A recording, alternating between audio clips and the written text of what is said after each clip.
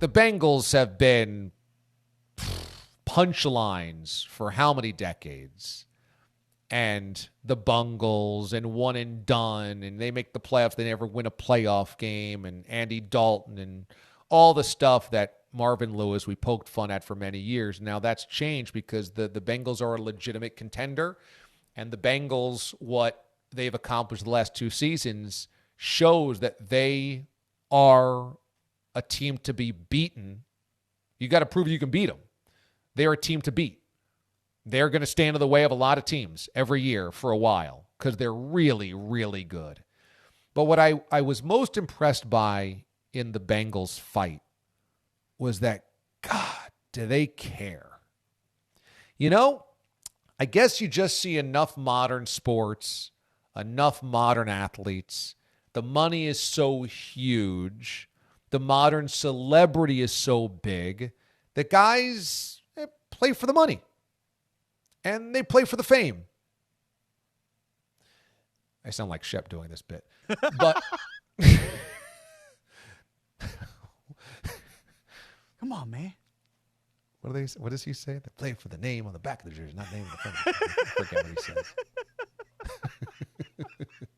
They don't play for the brand or the sand or the band. I think there's a pride thing thrown in there. Yeah, right. But the Bengals, they bear their soul. I mean, all those guys they're so intense. And Joe Burrow is such a great competitor. And 4th and 6 or 3rd and 14, you're like, this guy is never out of it. Never. You can't kill this guy. But also, every guy on that defense, the offensive line stepping up when they had all of these injuries and playing as well as they did before yesterday when they really did get exposed by the Chiefs' defensive line, but still, they had played so well against the Bills. That defense, you know, when they are on the sideline and they realize that they're going to lose, there is this incredible heartbreak, this pain, but they wore this throughout the playoffs. They wore this throughout the season. We went to the Super Bowl last year and you still don't believe in us.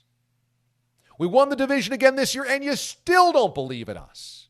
We beat the Chiefs 3 times in a row, and you still don't believe in us. We're a 5.5-point favorite against the Buffalo Bills. You still don't believe in us. And they wore this. They really wore this. You're making plans for an AFC Championship game without us. They wore this, every single one of them, and I admired it. And when they lost yesterday, it wasn't like, don't worry, we'll be back, or good season, everybody fist pumps.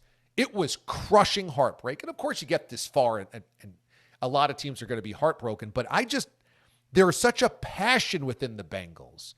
And our friend Tyler Dunn from Go Long, his own website, his own vertical about the NFL, he joins us regularly, longtime NFL writer, wrote a great piece over the weekend about how this Bengals team really was a bunch of misfits that were overlooked, that all these guys were discarded by their previous teams. Von Bell and Mike Hilton and all down the list on the offensive lineman, Lyle Collins. You know, down the list, all these guys didn't get a contract extension, got traded, got released. I mean, the whole crew was like that besides Burrow and Jamar Chase.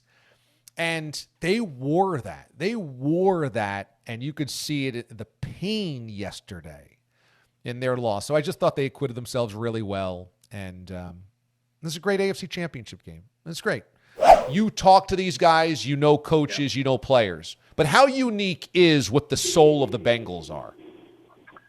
It's what everyone's searching for, D.A., and a lot of people preach, but probably ad nauseum, and it loses its effect for a while. You know, how many teams have you known in your career, in your lifetime, that as soon as the season ends and they didn't get where they wanted to, the T-shirts printed unfinished business?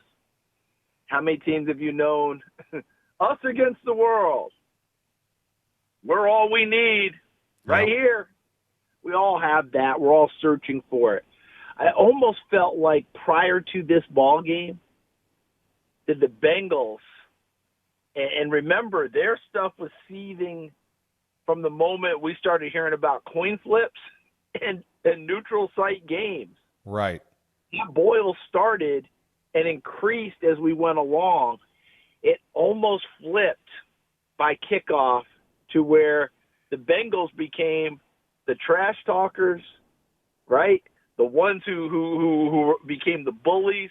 And they actually flipped Kansas City into an underdog role, which was one of the wildest things I saw in a very short amount of time, because they were so transfixed on, wow, we never should have had to be in this spot in the first place. And, boy, the league got bailed out because Buffalo got beat. Otherwise, we'd be screaming about a neutral site and blah, blah, blah, blah, blah.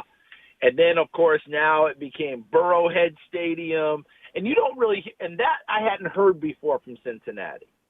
Maybe Eli Apple. And, of course, he went way over the top with, you guys enjoy Cancun and got himself into some trouble with the number 3 involved with it, blah, blah, blah, blah, blah.